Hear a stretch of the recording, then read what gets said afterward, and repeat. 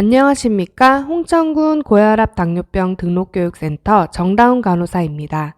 혈관이 알고 싶다. 이번 시간에는 임신성 당뇨병에 대해 알아보겠습니다. 지금부터 함께 시작해 볼까요? 이번 임신성 당뇨병 1부에서 다룰 내용들입니다. 임신성 당뇨병이란 무엇인지, 임신성 당뇨병이 임산부와 태아에 미칠 수 있는 영향은 어떤 것들이 있는지 알아보겠습니다.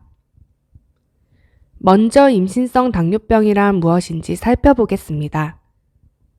임신성 당뇨병은 원래 당뇨병이 없던 사람이 임신 20주 이후 처음으로 당뇨병이 발견되거나 임신의 시작과 동시 당 조절에 이상이 생긴 경우를 말합니다. 임신 중에 발생하는 호르몬 변화 등 생리학적 변화와 연관이 있으며 보통 임신 24주에서 28주의 간단한 검사를 통해 진단받게 됩니다. 하지만 분만과 함께 증상이 거의 없어지며 출산 후에는 대부분 정상 혈당으로 돌아옵니다. 임신성 당뇨병이 있었던 여성은 나중에 제2형 당뇨병이 발생할 위험성이 높아 주의해야 합니다. 임신성 당뇨병의 고위험군으로는 이전 4kg 이상의 아기를 분만한 경우, 임신 전 비만한 경우, 당뇨병 가족력이 있는 경우, 이전에 임신성 당뇨병이었던 경우, 뚜렷한 이유 없이 사산, 조산, 유산 등의 경험이 있는 경우로 정상에 비해 임신성 당뇨병에 걸릴 위험이 높습니다. 당뇨병이나 임신성 당뇨병을 진단받은 적이 없었던 임신부는 임신 24주에서 28주의 다음 방법 중 하나로 검사를 합니다. 첫 번째 75g 경구 당부화 검사 결과 공복 시 92 이상, 1시간 혈당 180 이상, 2시간 혈당이 153 이상의 기준을 하나 이상 충족하면 임신성 당뇨병으로 진단합니다. 두 번째 100g 경구 당부화 검사입니다. 공복 시 95 이상, 1시간 혈당 180 이상, 2시간 혈당 155 이상, 3시간 혈당 140 이상의 기준을 2개 이상 충족하면 임신성 당뇨병으로 진단하고 있습니다. 임신성 당뇨병에서 혈당 조절 목표는 가능한 정상 혈당으로 유지하는 것입니다. 공복 혈당 95 미만, 식후 1시간 혈당 140 미만, 식후 2시간 혈당 120 미만으로 유지합니다. 그렇다면 임신성 당뇨병이 임산부와 태아에 미칠 수 있는 영향은 어떤 것들이 있을까요?